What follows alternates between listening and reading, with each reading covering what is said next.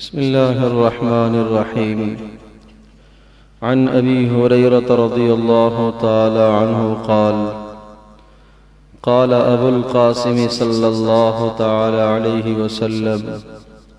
والذي نفسي بيده لو تعلمون ما أعلم لبكيتم كثيرا ولضحكتم قليلا، أو كما قال عليه الصلاة والسلام. رواہ البخاری. حضرت ابو ہریرہ رضی اللہ تعالی عنہ ارشاد فرماتے ہیں کہ حضرت ابو القاسم صلی اللہ تعالی علیہ وسلم نے یہ ارشاد فرمایا: والذی نفسی بیدہ، قسم ہے اس ذات کی جس کے قبضے میں میری جان ہے، لو تعلمون ما اعلم، کہ اگر تم وہ باتیں جان لیتے جو میں جانتا ہوں، لبکیتم کثیرا، تو تم بہت زیادہ رونے لگ جاتے، ولضحکتم قلیلا، اور تمہارا ہنسنا بہت کم ہو جاتا.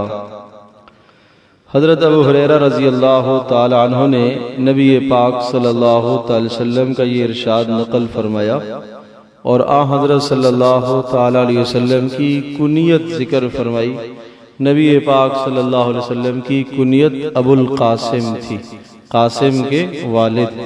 حضرت صلی اللہ علیہ وسلم کے ایک بیٹے کا نام قاسم بھی تھا، تو اس لیے نبی پاک صلی اللہ علیہ وسلم نے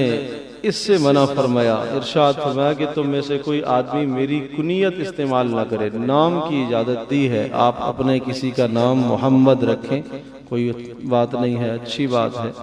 اور محمد کہہ کر پکارنے میں بھی کوئی حرج نہیں ہے. البتہ ابو القاسم کنیت رکھنے سے حضرت صلی اللہ علیہ وسلم نے منع فرمایا. اس سے بعض محدثین نے لکھا ہے کہ یہ بات نبی پاک صلی اللہ علیہ وسلم کے زمانے کے ساتھ خاص تھی. اب اگر کوئی آدمی اپنی کنیت ابو القاسم رکھتا ہے تو کوئی حرج بھی نہیں ہے. اور جبکہ باقی بعض محدثین کا یہ کہنا ہے کہ جب صراحتاً نفی آ گئی ہے، نہیں آ گئی، حضرت نے روکا تو آدمی کو رک جانا چاہیے. بہرحال حدیث کا جو مضمون ہے وہ یہ ہے کہ قسم ہے اس اللہ کی جس کے قبضے میں میری جان ہے،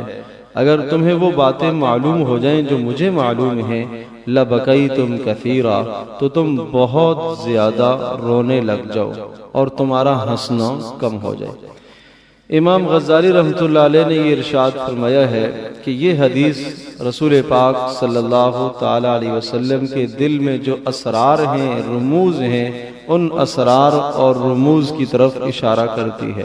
کہ کچھ باتیں آخرت کے معاملات، آخرت کے عذاب، آخرت کی شدت اور ہولناکی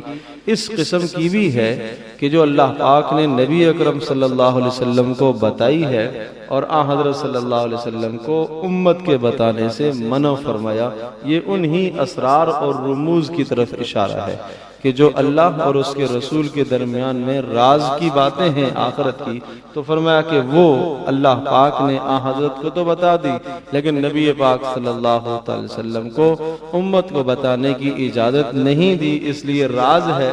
حضرت نے اس راز کو ظاہر نہیں فرمایا، بس اجمالی یہ ذکر کر دیا کہ اگر تمہیں وہ باتیں پتہ چل جائے جو مجھے معلوم ہے تو تم لبکیتم کثیرا، بہت زیادہ رونے لگ جاؤ اور تمہارا ہنسنا کم ہو جائے. محدثین نے لکھا ہے کہ لو والذی نفسی بیدہ لو تعلمون ما اعلم، وہ کیا چیزیں ہیں جو رسول پاک صلی اللہ علیہ وسلم کو معلوم ہے؟ وہ اللہ کا عذاب ہے جو اللہ نے گناہگاروں کے لیے رکھا ہے، نافرمانوں کے لیے رکھا ہے، اور جو اللہ پاک نے قیامت کے دن حساب اور سزا اور جزا کے فیصلے قائم کرنے ہیں، وہ فیصلے مراد ہیں. اور ارشاد فرمایا کہ اگر تمہیں یہ ساری باتیں پتہ چل جائیں، لبکیتم کثیرا، تو تم خوب رونے لگ جاؤ، بہت زیادہ رونے لگ جاؤ، اور تم خوف کو امید پر ترجیح دینے لگ جاؤ کہ تمہارے دلوں میں اللہ کا خوف زیادہ بیٹھ جائے اور تمہیں اس بات کا ڈر لگنے لگ جائے کہ کہیں میرا خاتمہ کفر پر نہ ہو جائے. برے خاتمے سے آدمی کو ڈرتے رہنا چاہیے. حضرت سفیان ثوری رحمۃ اللہ علیہ کے متعلق آتا ہے کہ ایک مرتبہ ساری رات روتے رہے. پوچھنے والوں نے پوچھا کہ کیا سبب تھا رونے کا، کیا کوئی گناہ ایسا ہے؟ ارشاد فرمایا نہیں، گناہ نہیں ہے، سوء خاتمہ کا ڈر تھا کہ کہیں خاتمہ کفر پر نہ ہو جائے۔ ایسا کھٹکا تھا، ایسا خوف طاری ہوا کہ ساری رات اللہ پاک سے مانگتے رہے۔ اس لیے ہمیں بھی اپنی دعاؤں میں اس دعا کو شامل کر لینا چاہیے، ربنا لا تزغ قلوبنا بعد اذ ہدیتنا وہب لنا من لدنک رحمہ انک انت الوہاب۔ اے ہمارے پروردگار، ہمیں ہدایت دینے کے بعد ہمیں کجی اور ٹیڑھے راستے کی طرف مت چلائیے گا، انک انت الوہاب، بے شک آپ خوب عطا کرنے والے ہیں۔ جو آدمی اس دعا کا اہتمام کرتا ہے، اللہ پاک اس دعا کی برکت سے اس کا خاتمہ ایمان پر کرتا ہے، کفر اور برے خاتمے سے وہ آدمی بچ جاتا ہے۔ اس دعا کا اہتمام کرتے رہنا چاہیے۔ دوسری بات رسول پاک صلی اللہ علیہ وسلم نے ارشاد فرمائی کہ تم بہت کم ہنسو، وَلَضَحِكْتُمْ قَلِيلًا، تمہارا ہنسنا کم ہو جائے، اس لیے کہ ہنسی عام طور پر قلب غافل کی دلیل ہوتی ہے کہ جب انسان کے دل میں غفلت ہوتی ہے تو پھر وہ ہر وقت ہنستا ہی ہنستا رہتا ہے۔ نبی علیہ السلام کے یہاں بھی ہنسنا بھی تھا، مذاق بھی تھا، خوش طبعی کی باتیں بھی ہوا کرتی تھی، اور رسول پاک صلی اللہ تعالی علیہ وسلم کبھی کبھی وہ آخرت کی باتیں بھی یقیناً کرتے تھے، اور رسول پاک صلی اللہ علیہ وسلم اپنے گھر والوں کے ساتھ بھی بیٹھتے تھے۔ یہ سب باتیں تھیں، لیکن رسول پاک صلی اللہ علیہ وسلم کا دل ہر وقت آخرت کی طرف لگا ہوا ہوتا تھا۔ ایک لمحہ بھی نبی پاک صلی اللہ علیہ وسلم آخرت سے غافل نہیں ہوا کرتے تھے، ایک لمحہ بھی اللہ پاک سے غافل نہیں ہوا کرتے تھے۔ اگر وہ ہنس رہے ہوتے، جب بھی دل اللہ کی طرف لگا ہوا ہوتا تھا، اور ان کا ہنسنا بھی وہ اللہ ہی کے لیے ہوتا تھا، مسکرانا بھی اللہ ہی کے لیے ہوتا تھا، اور رونا بھی اللہ ہی کے لیے ہوتا تھا۔ تو اگر ہنسنا، مسکرانا،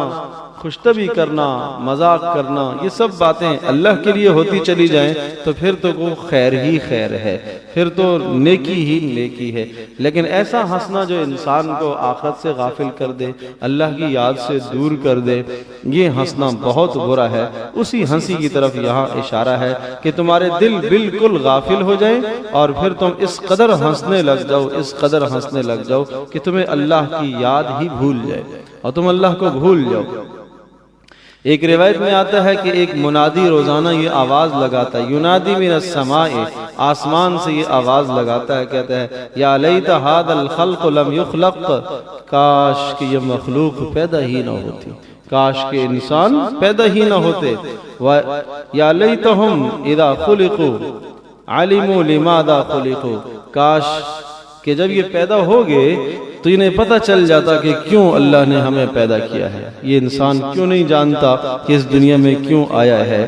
دنیا میں آنے کا مقصد اسے معلوم نہیں ہے۔ تو فرمایا یہ فرشتہ روزانہ یہ اعلان کرتا ہے، یہ ندا دیتا ہے۔ تو صحابہ کرام رضی اللہ تعالی عنہم اجمعین اللہ پاک سے ڈرا کرتے تھے، بڑا خوف ہوتا تھا۔ حضرت ابوبکر صدیق رضی اللہ تعالی عنہ ارشاد فرماتے ہیں وددت ان اکون خضرا تأکلنی الدواب مخافت العذاب، میری تمنا ہے کہ میں کوئی گھاس پھوس ہوتا، کوئی جانور مجھے کھا جاتا اور آخرت کا عذاب اور آخرت کے عذاب سے میں بچ جاتا، حساب و کتاب مجھ سے نہ ہوتا۔ یہ کون کہہ رہے ہیں؟ حضرت ابوبکر صدیق رضی اللہ تعالی جن کے متعلق نبی پاک صلی اللہ علیہ وسلم نے یہ ارشاد فرمایا کہ جنت کے ہر دروازے سے ان کو پکار آئے گی، ہر دروازہ انہیں بلائے گا، اس کے باوجود بھی اللہ کا ڈر اس قدر دامنگیر تھا۔ حضرت عمر رضی اللہ تعالیٰ عنہ نے کسی آدمی کو سنا انہو سمع انسانا یقرا هل اتى على الانسان حین من الدہر لم یکن شیئا مذکورا، کہ آدمی یہ قرآن کی تلاوت کر رہا تھا، هل اتى على الانسان حین من الدہر، کہ ایک زمانہ تھا کہ انسان کچھ بھی نہ تھا، کوئی قابل ذکر نہ تھا۔ تو پھر ارشاد فرمایا کاش کہ میں اسی طرح سے ہوتا، میں قابل ذکر ہی نہ ہوتا، میرا نام و نشان ہی نہ ہوتا، نام و نشان ہی نہ ہوتا۔ حضرت فضیل بن عیاض کے متعلق آتا ہے، وہ فرمایا کرتے تھے انی لا اغبط ملکا مقربا ولا نبیا مرسلا ولا عبدا صالحا لیس ہؤلاء یعاینون یوم القیامت، فرمایا کہ کسی فرشتے کو دیکھ کر، کسی نبی کو دیکھ کر، کسی نیک انسان کو دیکھ کر مجھے کبھی رشک نہیں آتا، اس لیے کہ اپنے پاس بھی بہت نیکیاں تھیں، بڑے خیر کے اعمال کی، بڑے اعمال کی، لیکن فرمایا مجھے رشک اس بات پر آتا ہے اس انسان پر کہ جو اس دنیا سے ایمان لے کر رخصت ہو گیا، اس پر رشک آتا ہے، اس انسان پر رشک آتا ہے، یا اس پر جو پیدا ہی نہیں ہوا، نہ آئے دنیا میں، وہ قابل رشک ہے میرے لیے کہ اس سے حساب و کتاب نہیں ہو۔ تو میرے عزیز دوستو اور بزرگوں، ہمیں بھی اس حدیث کو سامنے رکھتے ہوئے ڈرتے رہنا چاہیے۔ نبی علیہ السلام نے ارشاد فرمایا، قسم ہے اس ذات کی کہ جس کے قبضے میں میری جان ہے، اگر تمہیں وہ باتیں معلوم ہو جائیں جو مجھے پتہ ہیں، لبکیتم کثیرا، تو تم کثرت سے رونے لگ جاؤ، ولضحکتم قلیلا، اور تمہارا رونا بہت تھوڑا ہو جائے۔ تو اس لیے راتوں کو اٹھ کے آدمی روئے، اپنے گناہوں کو سامنے رکھ کر اللہ پاک سے معافی مانگے، پوری امت مسلمہ کے لیے، اپنے لیے، اور جب بھی کوئی خوش طبعی کی بات آئے، ہنسی کی بات آئے، خوشی کی بات آئے، تو اس موقع پر بھی انسان اللہ کو یاد رکھے، اللہ سے غافل نہ ہو۔ اللہ پاک ہم سب کے لیے عمل کرنا آسان فرمائے۔